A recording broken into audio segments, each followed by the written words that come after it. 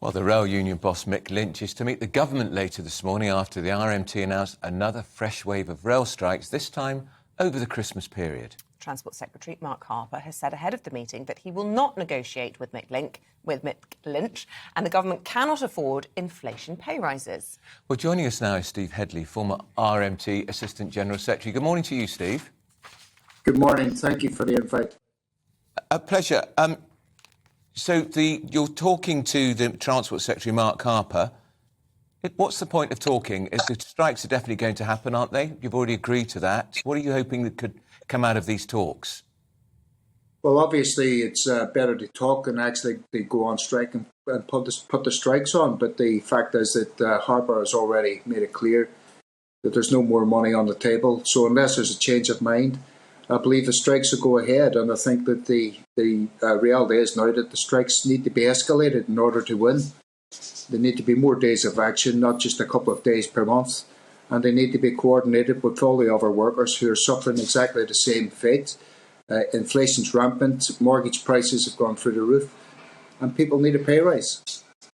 Is the fact you're escalating the strike a reflection of the fact clearly your previous industrial actions haven't worked?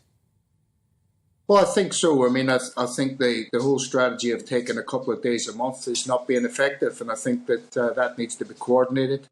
It needs to be over a longer period of time.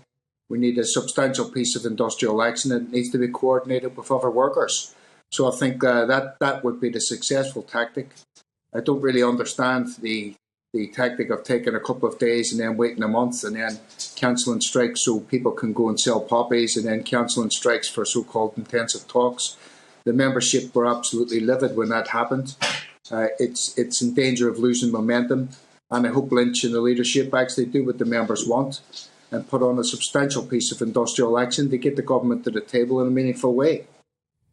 The fact, though, that, I mean, as Andrew said, escalating, a lot of people just worked from home, didn't they, during previous strikes? And the fact that you're targeting the Christmas period is really going to hurt ordinary people. I hate the phrase ordinary people, but people who want to be with their families, people who haven't been with their families for the last few years because of COVID. The hospitality sector, I mean, we've had the hospitality sector saying 2 lost Christmases due to COVID. These are losses the hospitality industry can ill afford. The Centre for Economics and Business Research said these strikes are going to cost £1 billion to the British economy.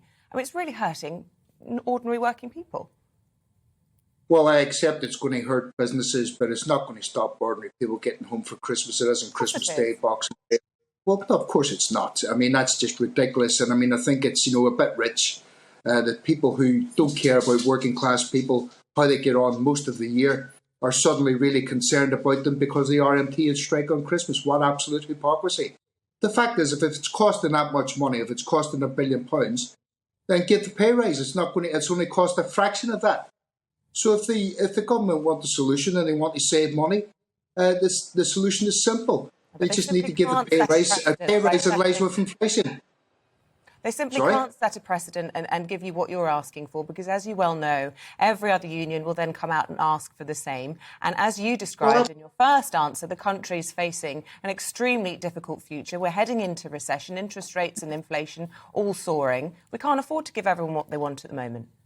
So we need a massive redistribution of wealth in this country. We can't have a position where a few percent of the population are taking 46% of the wealth. That has to stop.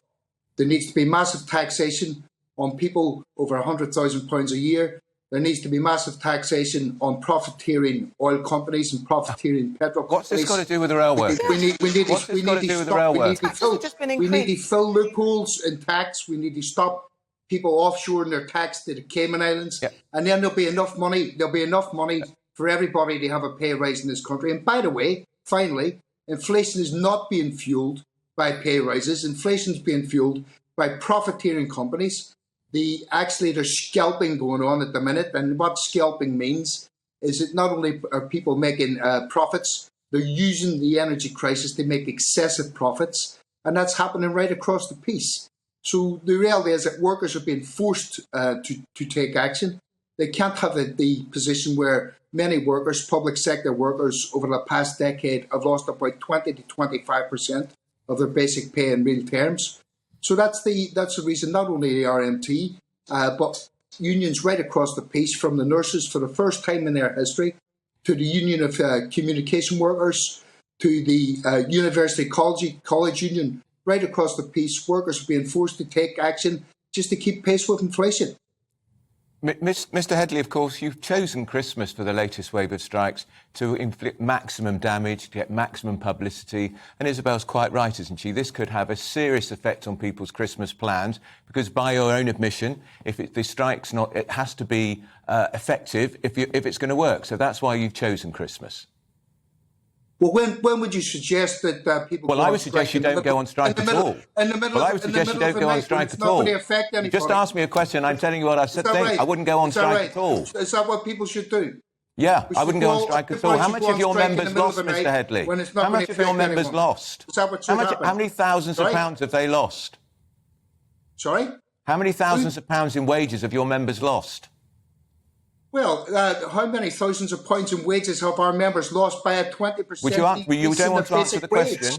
You're not going to answer the question. I'm answering the question, but no, well, I've asked you a question. How much have they lost? And they're prepared to lose a lot more in order to get justice. Well, the danger is, though, that they'll lose so much that they'll just deter people from using the trains at all. People already think they can't rely on the service, and this could end up being the end of the railways.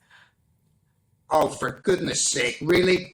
Is that what you're going to come out with? This will be the end of the railways. Are you actually serious? Well, that's what the government says. Strikes put the future of the entire industry in jeopardy. Not my words, those are the words of Mark Harper, the Transport Secretary. All right, come on. Can you ask reasonable questions? This is going to be the end of the railway. The railway is the most efficient, most safe. Actually, how is it efficient if people can't rely on the service? The greenest way of travel. Well, they can't rely on the service. It should be. The government aren't prepared to invest in it. They're not prepared to give the public the service they want. They've got the most expensive railway in the whole of Europe, and that's because it's a privatised system. If they renationalised it, they could cut prices for everyone. They could invest in the railway. They could give people pay rises in line with inflation and give job security. But they're refusing to do any of that because it's ideologically not what they want. Mr. Hedley, it would take years to renationalise the railways. It would take years to renationalise. Mr. Hedley, it would take years to renationalise the rationalise, and it would also cost billions of pounds. Rubbish. They renationalised the banks when they all went bust within a few days. They nationalised, or they threatened to nationalise. They seized all the assets of Russian companies. If they put a bill through Parliament, if the political will was there, they could do it tomorrow.